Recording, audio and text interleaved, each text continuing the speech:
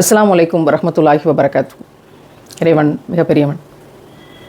நான் ஒரு மதரசாவுக்கு இந்த வாரம் பயணப்பட்டு அங்கே இருக்கக்கூடிய 40 பிள்ளைகள் அவங்களுக்கான மாதாந்திர உணவுப் பொருளுக்கான தேவைக்கு அந்த பில்டிங் கன்ஸ்ட்ரக்ஷனை முடிக்கிறதுக்கு அங்கே ஒரு புரட்சி பெண்மணி இருந்தாங்க. அவங்க எப்படி போராட்ட களத்தோட இந்த பிள்ளைகளை எல்லாம் பேணி பாதுகாக்கிறாங்கன்ற வீடியோவை ஏற்கனவே ரிலீஸ் பண்ணியிருந்தேன். ஒரு 50 பிள்ளைகளோட திடீர்னு வெளியேற்றப்படுறாங்க. அந்த 50 மதரசா பிள்ளைகளையும் கொண்டு வந்து வாடகைக்கு இடம் பிடிச்சி பிறகு அவங்களோட ஒரு சொந்த இடத்துல ஒரு சின்ன இடத்துல ஒரு மதரசா கட்டணும் அப்படின்னு மெனக்கெட்டு இன்றைக்கு சில அனாதை பிள்ளைகளையும் அவங்க வளர்த்து கொண்டிருக்கிறாங்க. கடினப்பட்ட நிறைய ஏழை பிள்ளைகளையும் அவங்க வளர்த்து கொண்டிருக்கிறாங்க, படிக்க வைக்கிறாங்க. அப்படிங்கிற விஷயம் ரொம்பவே ஒரு நிகழ்ச்சிகரமான ஒரு விஷயம்.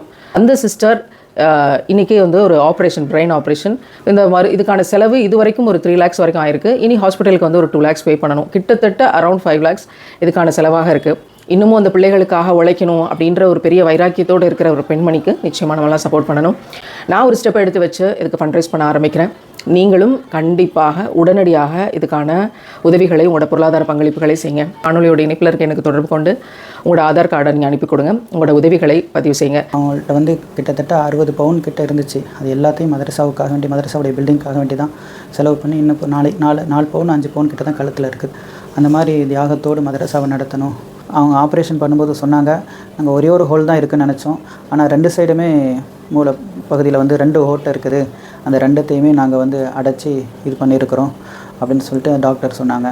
இந்த ஹாஸ்பிட்டலுக்கு மொத்தம் 5 லட்ச ரூபா செலவாகும்னு சொன்னாங்க. அவங்களுடைய ஆரோக்கியத்துக்காகவும் துவா செய்யுங்க. இந்த பெண்மணி வச்சுருந்த 50-60 பவுனையும் வந்து நான் மதரசா கட்ட போகிறேன் அப்படின்னு சொல்லி எல்லாவற்றையும் கொடுத்துட்டு இன்றைக்கி அவங்களோட ட்ரீட்மெண்ட்டுக்கு கடன் வாங்கி கொண்டு அப்படிங்கிற நிலைமையில் இருக்காங்க. அப்படின்னா கிட்டத்தட்ட 50 லட்ச ரூபாயை வந்து அவங்க சேமித்து வச்சுருந்து தன்னுடைய பொருளை வந்து அல்லாவுக்காக கொடுக்குறாங்க. ஒரு 24 hours இவங்களுக்கு தேவையான உதவியை பெற்றுக் கொடுக்கணும்னு நான் இங்கேருந்து நியத்து வைக்கிறேன். இறைவன் மிகப்பெரியவன், அவனை பாதுகாப்பவன்.